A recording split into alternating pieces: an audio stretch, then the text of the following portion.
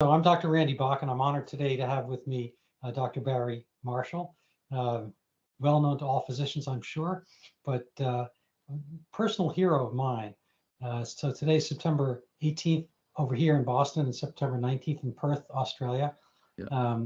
So I'm looking into the future, and the future is you, Dr. Marshall, as well as a significant part of medical history. I don't know if you want to just kind of give an intro to your own self and your own profession and so forth, or should I just start out with questions for you? Well, I'll tell you, I was born in Western Australia in a gold mining town called Kalgoorlie. My father was kind of an engineer. My mother was a nurse.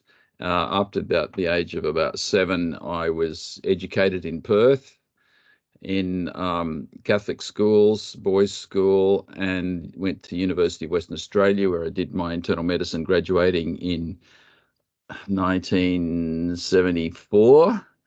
And I just missed out on going to Vietnam. They had a lottery here and I didn't get included in it, but I was in the sort of National Guard thing here. And since then, I just went into internal medicine because I felt that it was very challenging and difficult. And I took a bit of an interest in microbiology and got interested in Campylobacters, and they were the hot bacteria at the time. And then met Dr. Warren, who'd seen these curved bacteria in the stomach on stomach biopsies that weren't mentioned in any of the textbooks. So we went off on down a rabbit hole, if you like, trying to figure out how these bacteria lived in the stomach. One thing led to another. And as we're going to go through this interview, you'll see, it was difficult for 10 years. Nobody believed it, that these bacteria could be there for a start, and then that they could be relevant to causing ulcers, which were thought to be caused by stress. It was just, it was known that they were caused by stress. Absolutely. Took 10 years before people really accepted it, and it took another 10 years before we had a great treatment for it. And then a few years later, Dr. Warren and I got the Nobel Prize for that discovery. We did a lot of other things on the way, so it wasn't, just that. And meantime, my wife's a psychologist and educator and an art degree, all kinds of things. She's probably smarter than me. Well, she's smarter than me, I think. And we had 4 children at the time I was doing this original work in the 80s. And I got recruited into the United States at the University of Virginia and was there for 10 years on faculty, etc. And then I've been back in Australia now for the last 20 years doing a lot of international stuff. So I'm presenting today from my studio at home because we have a lot of things like online stuff since we had to deal with COVID over the last 3 years, but everyone's back to normal now. Although there's still COVID flying around the place and plenty of colds during the winter, so I just got over something. But I'm in good form today, as you see, Liz. Not blinking. I had conjunctivitis. I had an international trip, so a bit chaotic today. Well, that's an amazing story. There are actually some far more amazing parts of the story. We'll get to a little bit as we go on. As a personal note, I'm a little bit younger than you. I graduated medical school in '81 and high school in '73. And at the time, we also had Vietnam. And I was actually, I was on the lottery as well for being drafted. I got a good number and was not. We were kind of at the tail end of that. So we share that in common, but probably a little bit on either side. But mine was the less dangerous side as things were tailing down. But you're on a other personal note. I wish you'd been around just a little bit earlier as well, because my grandfather suffered from peptic ulcers, and this was an ongoing thing when I was a kid. He was kind of force-fed this bland diet, and everything was white. White bread, macaroni and cheese, this and that and that. And he really rebelled against it on his own. He would eat things that were different, but it was all, and it was like, it was stress that gave him his ulcers. And so he had to, but he was a very, frankly, everyone calls me Little Dave. His name was David. And I apparently looked like him. And as time went on, acted like him a little bit. So I'll stand in as his proxy today Yeah. to wish that he'd been around a little bit earlier and free my former self from some of the kind of tyranny of small-mindedness in this sense, which was vastly unproven and I'm not sure necessarily ameliorative either. Had you had experience with people with peptic ulcers? Was that no pun intended, kind of a pain point for you or the members of your family? Well, I knew people sort of around my family.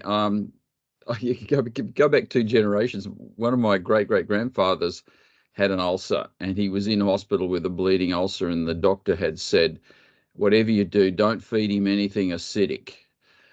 And of course, after a week in hospital, he was craving for some fruit. And one of the visitors on the Sunday in the next bed in the ward brought some oranges in for that patient. And so my grandfather then stole one. My great-great-grandfather stole one apparently and ate it against medical advice. And then about 4 hours later, vomited. And I think he vomited and died from his ulcer, bleeding ulcer. So everyone says, yes, that acid in that orange caused it. Well, So, that's so a you funny hear thing. those stories. That's a funny thing by itself. I've always, people have always talked about, the acid in your food, but when I was a chemistry major, and the acid in food is kind of pales against the acid that we actually produce Okay. by strength and so forth. Which actually, it's not one of my scripted questions, but I might as well ask you. I kind of see the stomach, the GI process, a little bit like a car wash. The first phase is getting in the car wash, but once you're in the stomach, there's kind of this clean out. And hydrochloric acid is, supposed to break down any, we used to chew bones or shellfish or whatever, kind of break down the calcium and sterilize everything else, but including bacteria. So, most of your ulcers are duodenal or duodenal, depending on pronunciation. And when we say peptic ulcer, a little bit further on in the small intestine, how does this Helicobacter pylori, which has an interesting name by itself, how does it get past the first phase of the car wash, which is sterilizing? So you're right on it there. I think the main reason you had the stomach, obviously, it produces acid, which destroys proteins and things in the stomach, but it sterilizes the food. And so in the stomach, the mucus layer is quite thick to protect the lining from the acid. So it's like the slime on a fish, kind of waterproofs the lining of the stomach. So the acid's in the middle, and then it kills all the bacteria, because when the food goes then into the small intestine, there's no thick mucus layer there. There's a brush border on the epithelial cells that are absorptive. So they are trying to take all those little food particles and everything inside the cell. So in fact, the food becomes very, very intimately associated with the lining. If there's bacteria there, you can see that they could easily be invasive. So to cause any trouble, bacteria usually have to get through the stomach for some reason and then stick on the small intestine. That's where cholera and those horrible diseases happen. That's one point. The second issue is that when you eat, so that in evolution, as soon as there was a gut with a transit time, you see bacteria would be growing in there and taking all the value out of the food. And so that you didn't want that to happen. So sterilization is one of the main reasons you have with mammals have had stomachs, for 350 million years since we were fish or insects or something. So that's the thing about the stomach. The other thing about the stomach that people don't realize is that it's usually empty. So it's like a wet paper bag there. And it's not like a football unless you've just had a big meal, so that it's got the two sides very close together. And if you swallow a bacteria like Helicobacter that's a bit attracted to the wall of the stomach, it'll stick in there. It only has to go about 2 millimeters, and it's actually inside the stomach mucus, and then it's going to infect you. So that's why it infects everybody, I guess. Fair enough. So let's talk about your journey. As a medical doctor myself, I was mostly in primary care for decades, and latterly I've been involved in writing and so forth. And I have been investigating the Zika microcephaly pandemic's disappearance. Yeah. And I've encountered a lot of skepticism when I challenge established scientific beliefs. What advice would you give to fellow researchers and physicians to stay resolute in their pursuit of, well, I don't want to say about myself, but Yeah. potentially groundbreaking discoveries and so forth, when that go against the flow? So the issue is you've got to get data which is irrefutable, and so people don't believe you or are always going to have a different reason why it might be happening and why you might have got the wrong answer. So the initial thing in clinical research is a doctor makes an observation in a patient, I think, and maybe sees some association there and says, well, I wonder if this could be the cause. You've got, particularly if you've got no known cause for something. So ulcers and stress, you could find stress in everybody. So, it's a big cop out. Anything you don't understand caused by stress, everyone's got stress. You can never cure it. You're born like that or you grow up like that. That's it. And so why don't I give you a diagnosis that now doesn't say that I'm a bad doctor for not being able to cure you. It says that you're a bad patient for not changing your stress level or lifestyle or a diet is all those things that you can't do anything about, and we blame that, and also the hereditary part of it. So that's the situation that you're tackling in a lot of these diseases. The other thing to remember is that for most chronic diseases, there's already an industry built around the treatment of them. So with ulcers, obviously, the gastroenterologists do endoscopies, and people take acid blockers. So that was many billions of dollars there in that industry, and those people are not just going to roll over and just do something else. They've got a strategy and a plan and everything. So that's one of the things that I think it was in my Nobel lecture, but Dan Borston, the Librarian of Congress, used to say that the problem is not ignorance, it's the illusion of knowledge. People already think they've got the answer. We know the answer, therefore, why would you want to do research on this? So that was one of the things. So first you start off with a bit of clinical observation, and then say you're even in private practice, general practitioner, you think, gee, I wonder if this say people are coming in with yellow. This is something I remember from years ago, yellow complexion, and you check it and it's not jaundice, they're going a bit yellow. And you take an interview, the patient says, oh, yeah, well, I've gone on this carrot juice diet, you see. So hang on a minute. So you find a few more people, and you find that there are people who aren't jaundiced, they're gone yellow, and they're taking carrot juice. So, okay. So then you could do an experiment where you stop the carrot juice, or you give the carrot juice, or whatever you might want to do. And then you can say, okay, it's caused by carrot juice. So you go through that process. So with the bacteria, first thing is Dr. Warren makes an observation that in the stomach he sees bacteria, and they're all the same. So they're not just swallowed bacteria from the mouth, which would be all different types. If you look at a gram stain in the mouth, gram positive, gram negative. So you would see like a mishmash of all kinds of different bacteria if it was from the mouth. But he said that, well, look, I can see these bacteria, they're all the same. And by the time I connected up with him, because I was looking for a research project in gastroenterology, and I went down and he showed me these. He spent the whole afternoon with me looking down the microscope. And I said, I knew nothing about gastroenterology and not much about microbiology. So as an empty vessel, he could put his ideas straight in, and I'm accepting them. So I never thought it was possible these bacteria weren't there or they weren't growing in the stomach, because they all looked the same. So they must have been multiplying in the stomach, and really you didn't really see any other bacteria in the stomach. So I was hooked, and the exciting thing was for any young physician who might want to do some research, which is probably everybody, get a published paper. Hey, we can publish that there's bacteria in the stomach in some people, and they look like this. And we could try and culture them and see how they lived in the stomach when there's acid there. And all the medical textbooks would say, and anybody who knew anything about the stomach would say, acid kills bacteria below pH of 3. So how could it survive when you measure the pH in the stomach as pH 2 or 1.5? It's quite, as you said, quite acidic. So that was an exciting challenge, and I thought, well, I can study this a bit and write it up. But of course, you get a bit addicted to finding things out at that point. And the insight for Robin Warren was that he said, Barry, when you get the biopsy, don't take them from the ulcer, because that's something that's healing. And you'll see polymorphs, inflammation, everything. It'll be very confusing. And there's, pus and all kinds of stuff in ulcers. Take it away from the ulcer, 5 centimeters away.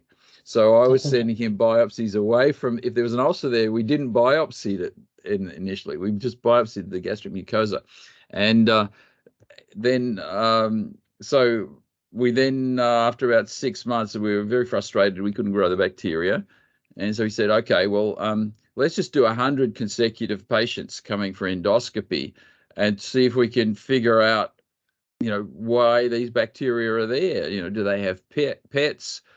Is it koala bears, kangaroos, or chickens, or travel? All those usual things about an infectious thing. And then, do they have any symptoms or anything wrong? Because we didn't have the association with ulcers at that point either. But so in that 100 series, it was blinded, so that I didn't know what the microbiology was doing, and I didn't know what the pathology was doing until we'd finished the 100, and I was just writing down the endoscopic findings. So in there we had people with ulcers, without ulcers, and then the material went to the special areas. And then after 6 months, I had all the data came back to me, and then I said, hang on a minute, all the people with duodenal ulcers have got this bacteria, and then the rest of them got inflammation. And the thing was that the idea that inflammation in the stomach was the cause of ulcers had been around for about 100 years. Why have people got gastritis? And maybe that's got something to do with ulcers, because everyone with ulcers has got gastritis. And it didn't, so that when Warren went and when we tried to run the statistics on that, we were using SPSS, which is the standard mainframe in the 80s, and it could just give a p-value of 5 zeros, because that's as far as it went. It didn't buy it. It's okay, it's proven. So Warren went out then and bought an HP 11 calculator, one of the first nice little HP landscape calculators, and that could do 10 to the 64, which is the level of precision you needed to do a Fisher's test on our association with gastritis. And it was like 0.1001, some I can't remember exactly, but it's impossible that it was a fluke. So we had an association at that point, and we had a connection with duodenal ulcer, like an association that was stronger than with gastric ulcer. So I said, subsequently I said, well, let's search the literature. We did a literature search. Anyway, people had reported that everyone with duodenal ulcer had gastritis, which we had found. And so by the end of, a couple of years research, and we cultured the bacteria and things moved on from there. But at that point, so we definitely had something interesting going on that possibly could be related. So it was a very weird hypothesis. Maybe it's not stress. Maybe these bacteria somehow cause ulcers. How could that happen? And the ulcers aren't in the stomach, they're in the duodenum. So then, where are you going to go from that? And so that started about, 10 years of research, because there was a treatment for ulcers, which was acid blockers. So that to get the next step, you actually had to, okay, let's eradicate the bacteria and see if the ulcers are cured. And you could kind of, looking at the data that we had, you could say almost certainly it's impossible to get a duodenal ulcer if you don't have the bacteria. Therefore, if we take you with the bacteria and get rid of them, it'll be possible to have an ulcer, so you should be cured, so that you could extrapolate. And it took me a couple of years to get funded. So the thing is, so you go through several processes. You've got a hypothesis, you do a pilot study, then you say, okay, well, let's be a bit more scientific. Let's do a prospective study and measure a few things and ask people all the right questions. And then if that comes out, well, then let's do a prospective doubles-blind placebo-controlled study and Gold get to the next step. And then it'll be publishable in something respectable. In fact, so you start off with a letter or a poster somewhere in a conference, and you're this young person, you have no confidence, and people who are legendary will be at that conference, and one of them might walk past your poster and say, "That's pretty interesting. I never noticed that," or "I did. I've seen that before." That kind of thing. So that's your poster, and you think, "Oh, geez, just a poster. That's pretty small fry." But in fact, if you're going to win the Nobel Prize, the committee that makes the call is going to drill right down until they get that poster, and they're going to say, who are the names on the poster? So that's what sets the names for the Nobel Prize. So you should have not more than 3, and it was just we had 2. And the other thing is, when you do that poster, it's unimportant. So you don't get every professor in the university trying to get their name on it because you worked in their lab. So we were obviously getting favors from people in the hospital, people in other labs, the statistician. But on the poster, we would have had, or our first letter to the Lancet, in fact, there was 2 names. And then if you look at subsequent papers, there's lots of names on them. Everybody pretty interested in it at that stage. But it was our discovery and our original work. I'll tell you a couple. So part of this discovery, and you can go through your questions carefully at this point, and you'll see that you've got a pretty good sequence of events there. But I was more clinical. I was interested in how do you treat it. I discovered that bismuth, which is in Pepto-Bismol, kills the bacteria. So I got data from that, and I got a funding from Procter and Gamble, who makes Pepto-Bismol. Barry, come to the United States. We want to hear about this. So that got me going. And then the other one was, how do you diagnose it? So I got some diagnostic tests, because people who believed it couldn't get enough support from their hospital or their pathologist or microbiologist who didn't believe it. So that people who wanted to do research on it couldn't really do it. So I invented the urease test, which meant that a gastroenterologist didn't need a lab anymore. He could do a urease test, stick it in his pocket. 20 minutes later, for $5, he'd have the diagnosis. So that kind of thing really, a few enabling technologies that I was connected with really made it very popular. So it sort of got a bit out of control after that in the US, and NIH got involved, and think all those things just take off at that point. So I could have, I know I wouldn't have had enough money to retire at that point, but I could have quit, and it still would have happened after 1990. There were enough people interested in it, and we had double-blind data. Yeah, that's amazing. Actually, I'm interested in that one part where Dr. Warren mentioned not culturing the ulcer itself. I'm reminded there's a World War II actual event where airplanes came back to the U.S. and British bases, the airplanes that survived, and they noticed that they had various bullet holes in the wings and this and that, and they're like, oh my God, we have to reinforce those parts. Have you heard this one? No. And so somebody, I don't know, some science statistics guy said, absolutely not. These are the planes that came back. These planes were able to survive those holes. You have to reinforce the places where you don't see holes, because those are the planes that are sitting in the fields in Germany right now. Those are the places where you don't see bullet holes. Those are the non-survivors. These are the survivors. This shows the plane can survive those bullet holes right there. You need to reinforce the places where you don't see bullet holes. And everyone was like, yes, that's logical. Counterintuitive thinking. Yeah, that's really the genius right there.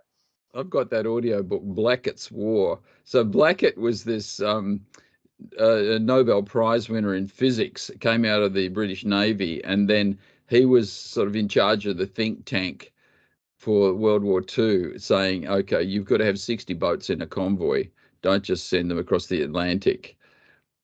And a few other things that he recommended made a big difference to the Second World War. And one of them was things like that. And, what do you set if you're flying and looking for submarines near the surface and they're diving, what do you set the depth on your depth charges for? And should you be flying into the sun or away from it? All that kind of stuff. It was just so they had a lot of science eventually in the strategy against the Germans in World War II. Mm. So again, slightly going off script here. There was originally cimetidine as an acid reducer. Did you find any resistance, not just from your peers in the medical community, but did you find any resistance from the pharmacologic community? I don't know if they are a community, but that this is being treated well enough. We don't necessarily need this. We're handling the problem because, in a sense, you theoretically, I don't think it's panned out, but theoretically, you could have been bad for business. So obviously, these companies are making money selling a drug which you can never stop, because when you stop taking the cimetidine, your ulcer came back. So the perfect thing is, that's what supports pharmaceutical companies. It's, acid blockers, because these days it's not H. pylori, it's not ulcers so much, it's reflux esophagitis in the baby boomers. We're all getting older, we're all getting it. So acid blockers are probably one of the #1 drugs in the world still.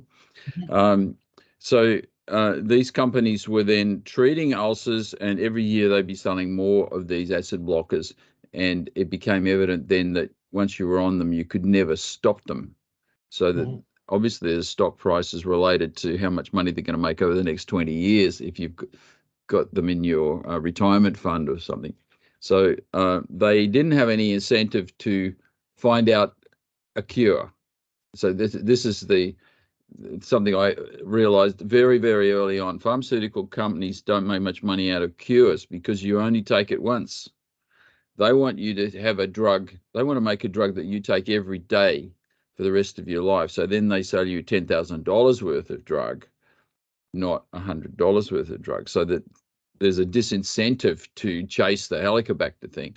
And so there was very early on, there were smart individuals in the pharmaceutical companies says, Barry, this is a hot topic. We've got to tell the people in those days, it was Smith, Kline and French. They were based in not Boston, Philadelphia, southern New Jersey. I forget where it's called, but so all the good pharmaceutical companies in the US more or less started off there, and So I got a little bit of funding to get a database and a computer and talk to them. But then they said, well, we don't really want to publicize this wacky idea. And there were notes circulated around in the company, just keep it quiet, just don't say anything about it. So as soon as you argue against it, you give it airtime, oxygen, as you might say in the publicity world. And so the best thing to do for the pharmaceutical companies is just pretend it's not there and don't comment on it. And so they could prevent the Helicobacter idea coming forward just by carrying on as they were doing, funding lots of research into the use of acid blockers. And so an ordinary doctor looking at the literature would say, well, I can see there's like 33 papers published this year, double-blind studies of acid blockers, and there's 2 papers in less reputable journals, dodgy kind of studies, anecdotal reports happening about the Helicobacter. So obviously that would mean that only less than 5% of ulcers are Helicobacter and 95% of these acid problems. And so it stayed like that for several years.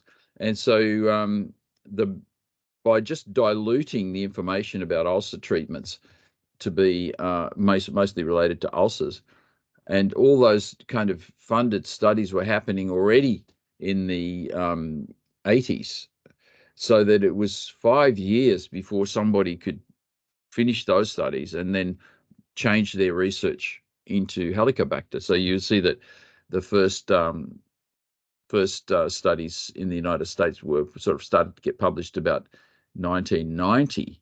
And the people who did those immediately were converted into the bacterial future.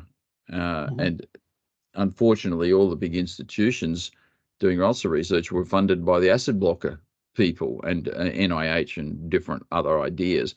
And they had funding programs to discover the cause of ulcers. It was 5 years before their money ran out, and they switched over to Helicobacter. So that's why it's a little bit more conservative in the US, or if you've got something that's going, they're not going to spend the money on doing something else halfway through the 5-year program. They're going to finish it. So they might have and the other thing is that because we were at the stage of Me Too drugs, like cure rate for, in quotes, cure for an acid blocker like cimetidine was like 85%. Most ulcers would heal. So if you came along with the next one, which was ranitidine, you would want to show that that's the same, so that you would need 250 or 300 people in each arm of a two-arm study. So you need 500 patients followed for a year to talk about healing and relapse, things like that, to show it's the same. So I have to hand it to the FDA. They were the ones that made people do proper research, and that's why clinical research in the US was really, it probably still is, leading as far as finding things out.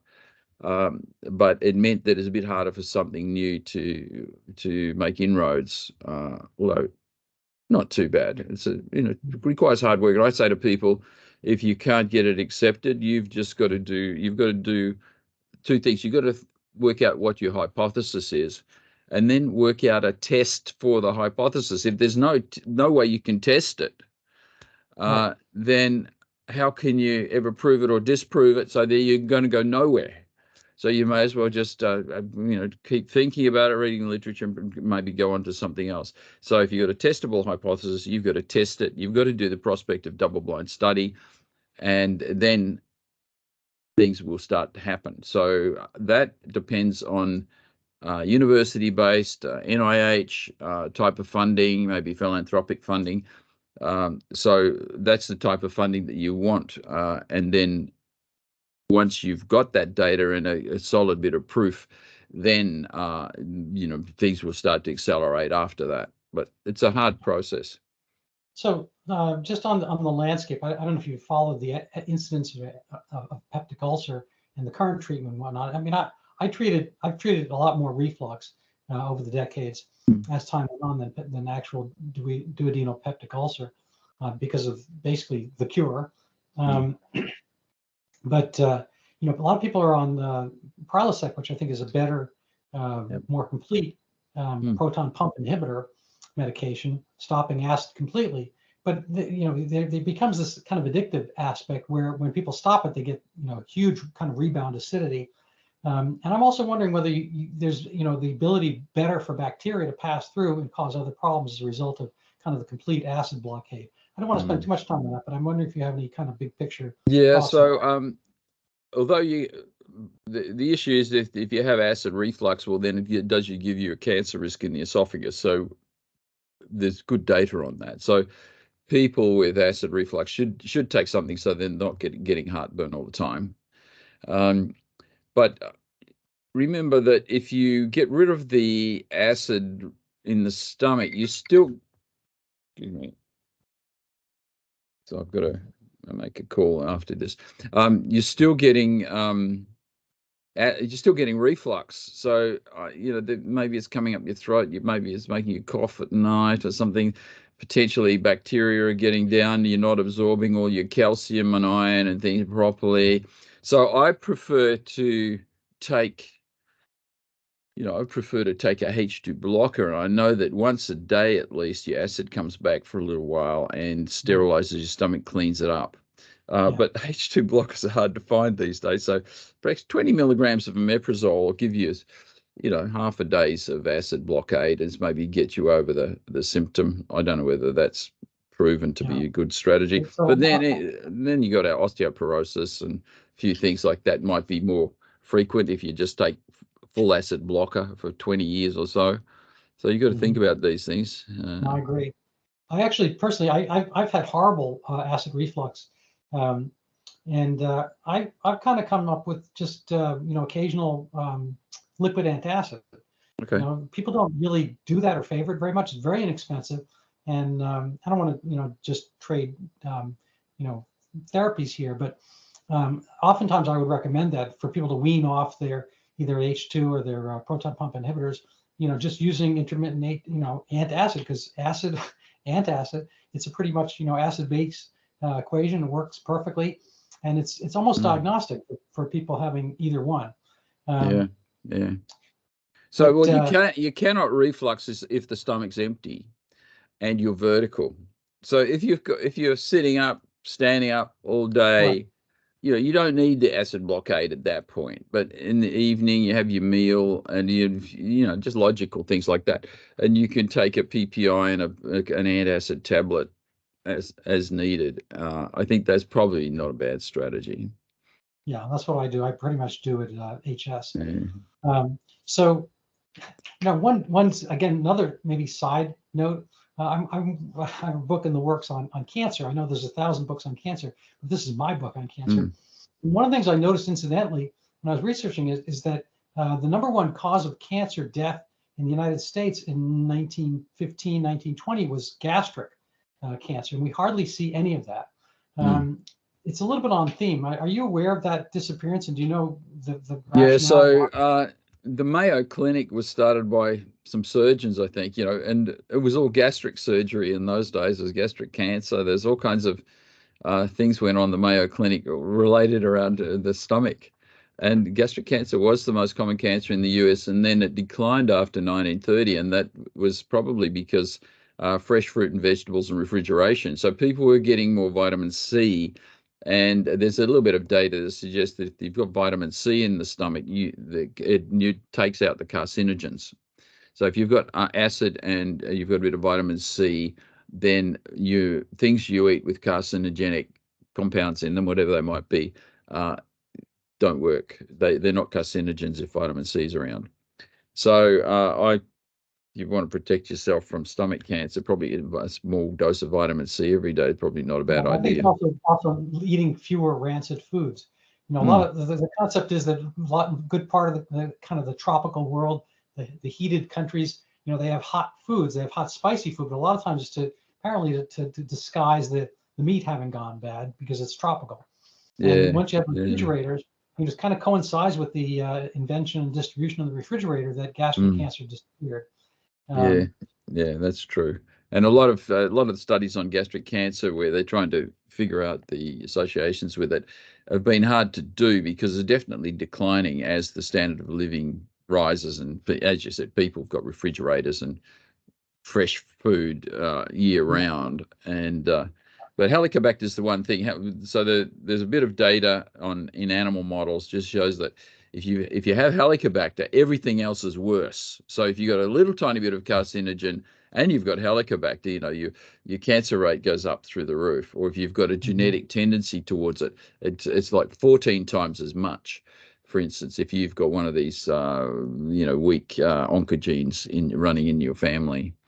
So anyway, that's lucky. It's good to find something that you can cure. So everyone likes to test for Helicobacter. No, it's really an amazing thing. It's been great. So were there any pivotal moments or key experiments that provided the turning point in convincing? So yeah, so when pylori? of all different, plenty of people do research. A lot of the research we do is incremental, and you might make an observation then which seems to be radical, which obviously bacteria living in the stomach previously unreported. So that was radical, if you like. And so that's what we got onto that. So the next thing would be if you find the underlying cause of something that nobody thought of, you can then make all kinds of hypotheses and tests to see if you're right. So for a good scientist, what you have to do is you have to be critical about your own data and try to prove yourself wrong. And so that, you read the literature and you say, well, one of them, how bad is pollution? Well, it's kind of good and bad, and you see a bit of smoke in the air, and everyone tells me that's causing cancer, and everyone's dying young, et cetera, et cetera. And I say, well, hang on a minute. I went to Japan, and I visited Kobe in the 80s. It was very polluted. It was like one of these India, like Delhi, or one of these places like Los Angeles in the 60s. And yet at that time, Japanese had the longest lifespan in the world. They were already living till 90 years plus. So I say, okay, it might make a little bit of difference, and it doesn't make a big difference. So I thought it was a bit overrated. I still kind of do. So the other things are much more important than whether there's a bit of smoke around. So I'll probably get criticized for saying that. But anyway, so you can say, okay, well, that in my mind, that proved to me that pollution was not going to make you die at 50 rather than 70, because there's all those Japanese people having a good life. Oh, I know. Yeah. So things like that, you can find something that will disprove a hypothesis. So you think about the Helicobacter, okay, how could you disprove it? Well, one of the things you could do, you look at it and you say, as I said, it was practically impossible to find people with duodenal ulcers who did not have the bacteria. So that, that was an essential component of duodenal ulcers, to have the bacteria for some reason. So you could say, okay, well, that's one thing you could do. The next thing you can say, okay, what about, hey, there's some studies in the literature where people apparently cured ulcers. What did they use? Oh, bismuth. And so there before cimetidine, there was the bismuth citrate had been used for 200 years, and people hadn't done proper trials on it.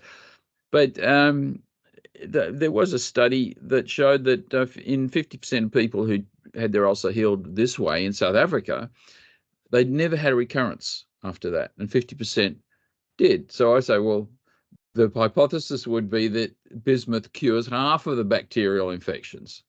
And I did a little bit of research on that, and sure enough, in some people the bacteria was permanently gone. Other people they came back again.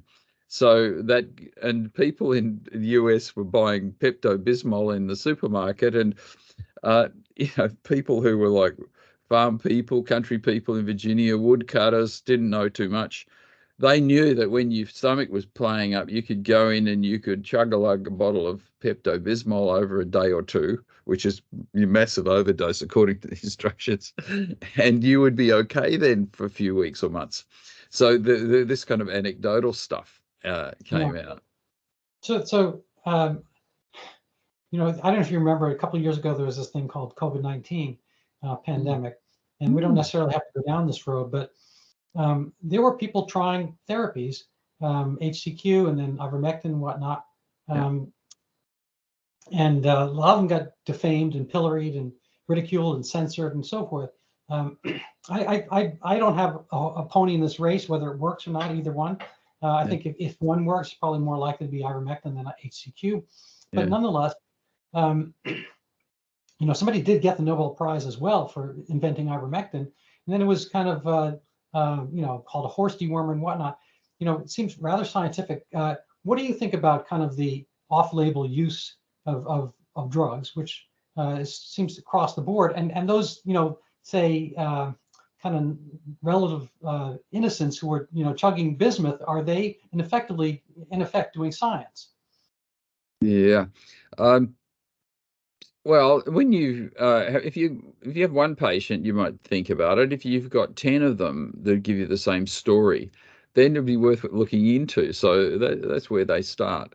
So regarding the different drugs that came out for Helicobacter, hydroxychloroquine, and ivermectin. So hydroxychloroquine, I'm not sure what there might have been some observation about that in the beginning, in vitro work or whatever, but so often you see people do a bit of lab work in a test tube and then they extrapolate this straight to the human condition.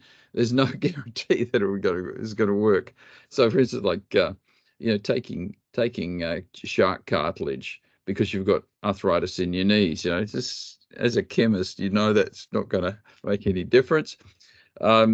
So the ivermectin one, it was kind of interesting because there was some in vitro data that has stopped the COVID sticking onto cells or something. I remember that it was done. So when there was nothing else, which is the first 8 months of the COVID-19 epidemic, why wouldn't you take it? Millions of Exactly. people were already taking it, and there was all these people saying, "Well, we've got to. It's not proven, and it's deadly dangerous." Same with hydroxychloroquine. I treated people with arthritis for years and years with these long-acting drugs, and hydroxychloroquine, I think, was one of the things you could use. It had side effects, etc. But it wasn't like they were toxic chemicals. They were well-known drugs, and the problem was they were all generic. And so you didn't Exactly. actually have a pharmaceutical company that was a sponsor to stick up for them. No one Yeah. had any, as you said, the pony in that race. So I thought some of the comments were a bit unfair. I think I, would possibly take it if I had COVID at that time. So I didn't have any problem with that. But you would want to have some prospective double-blind studies, which eventually did happen. Everyone was doing them, and nothing made too much difference. And you had to have who was going to put in $100 million to test something like Right. that was generic. Well, the So answer was we only have NIH. 5 minutes. We only have 5 minutes left. I've just Yeah, seen sorry. the tag. So I want to make best use of your time. So my personal thing is overturning Zika. That's Oh the yeah. name of my book, Mm. and that's kind of my mission of late. Zika, if you recall, is a dengue type virus. There are four dengues. They're called 1, 2, 3, and 4. And Yep. then Zika is apparently another dengue virus that never caused human illness. And Mm. then it was attributed in Brazil without ever causing a single human illness at all to be related to a totally kind of a different outbreak of potentially slightly more cases of microcephaly in Recife. And it's a long story. I'm not going to get into it now, but it was conjecture. There were none of the kind of rigorous studies of the Koch hypothesis, following through, so forth, that had been done at that time with that. Really, it came down to apparently the concluding piece of evidence was Dr. Carlos Brito in Recife, Brazil, calling post facto after calling 32 moms of baby who had babies with microcephaly in Recife and asking them if they had any fever, rash, and chills during pregnancy, because there were no Zika tests at the time. And then if anybody said yes, he said that was Zika. And then that was apparently leaked to the press. I don't know if it was by him, but presumably. And then they were off to the races with a panic and whatnot. I'm wondering, I guess, a couple of different questions. I've had a really hard time proving or getting my book popularized in, published in New England Journal and so forth, even though Zika has not caused any microcephaly anywhere on Earth, anywhere, ever since, including Recife, Brazil in 2016, the very following year. And it totally disappeared, but everyone's like, oh, it's going to come back. It's kind of like where fact and medicine turns into religion or dogma and or research funding. I'm wondering, have you had any thoughts about, independently or spoken with people about why Zika microcephaly was a big thing? Obviously, it's been eclipsed by the most recent pandemic, but what happened to it? Does anyone talk about that in Australia? And there are parts of Australia. Nobody would care too much about what happened in Brazil. There wasn't a lot of news coming out of Brazil, but it was right before the Olympic Games. So in that 6 months before, and all these young people were then going to go off to Brazil. So the idea of catching a virus there that caused microcephaly got a lot of press in the US. I think the proximity to the Olympic Games was one of the issues. So it reminds me of for years it used to annoy me so much that you weren't allowed to have anything switched on when you took a plane flight, and it was like, you weren't allowed to play a Nintendo, your Game Boy, and then of course, pretty soon I had a computerized watch, and I used to look at it and think, my God, this is going to bring the plane down or something. So, and then the whole time, in fact, private planes were allowed. You could use your iPhone or whatever on a private plane. Nobody cared or made any difference. Martha Stewart was moving her shares around, selling her stock by making phone calls from her plane, I think. And then it gradually, one by one, it gradually fizzled out until now. I think you're not supposed to make phone calls when the plane is landing. So I'm kind of okay with that. But in fact, I know that my people in my family, I won't mention who, um, accidentally leaves their phone on in their handbag from time to time, because I can track them with track the iPhone, and I can see that it's just coming into land, uh, things like that. It's picked up a signal. So anyway, Yeah. so that was, if there's a safety issue, you don't have to prove it. That's Right. the problem. Yeah.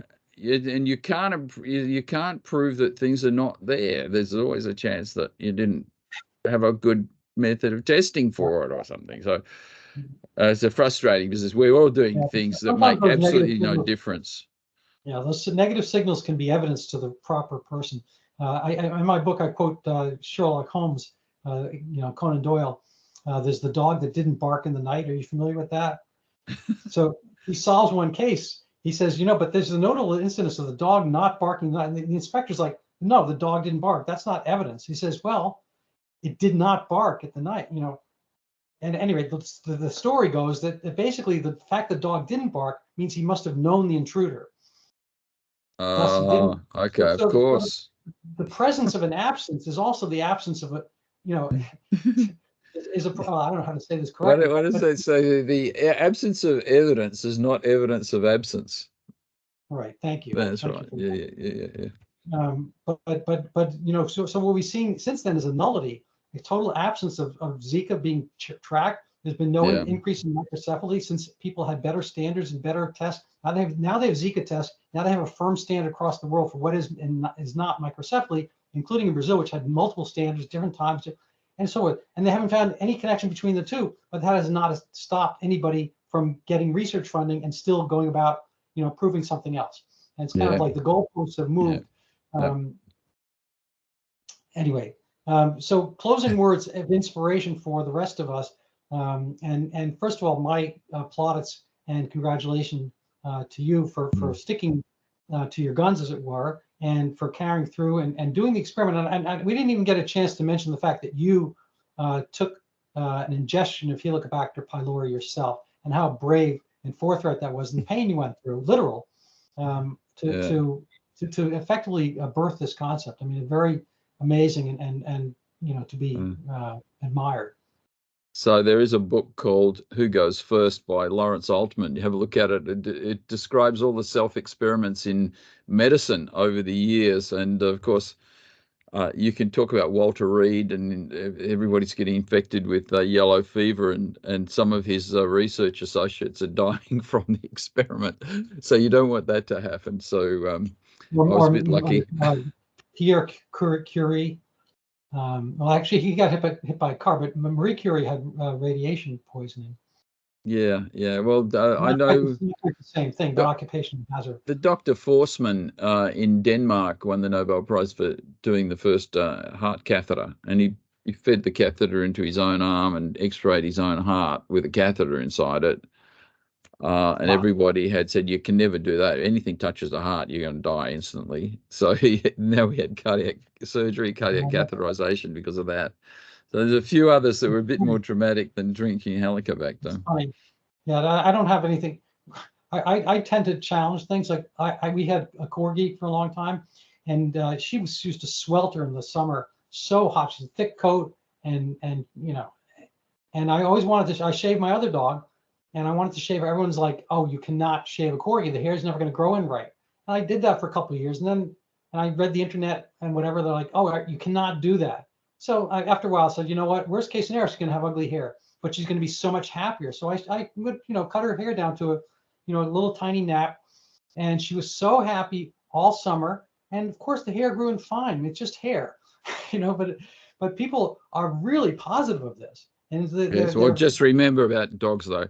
Never feed them chocolate. And so occasionally I'll give my dog an M&M. I mean, she lives for chocolate. Yeah, But no, that's the same thing. I figure that, and we've always been told, you cannot give the dogs chicken bones. And out in the wild, our dogs, when they see a dead bird or whatever, so one of them actually caught a semi-living bird, been hopping around. he had the bird and chop, chop, chop. He ate the thing immediately. And the reason you can't theoretically is because they have spicules, because the bird bones, as opposed to, cattle bones, the birds fly. So the bones are heavily, they're very heavily aerated, as it were. They're very thin, kind of micro architecture. And when you break one, they can be sharp. Okay, fine. But I figure, that's up to the dog. I mean, fortunately, he's not taking a proton pump inhibitor, and his stomach is going to break down that acid, and it has to get through the mouth, the esophagus. I get it. But, if he's going to do that once and hurt, then he's not going to do it again. And, he's going to it's like putting your finger in the socket. You do it once, put your hand on the oven once, and that's up to my dog. So I kind of leave it up to them. I leave it up to their own counsel. And they've we've been through a series of dogs, and each one has had a full life expectancy, duration and longevity, and fine. There's just a lot of things that get said and people just swear by them, but I don't know. I just, I don't know, but dogs are damn expensive these days. No, absolutely. Yeah, absolutely. So maybe we could do, if you run out of material, we could do another one sometime in the future. I love that. You're great to talk to. That's I very really easy. like to tap into your non-Helicobacter pylori font of knowledge and experience. I bet there's some great stories. So I'm at your service, and I really enjoyed this. Okay, well, great to hear from you, Randy, and good luck with your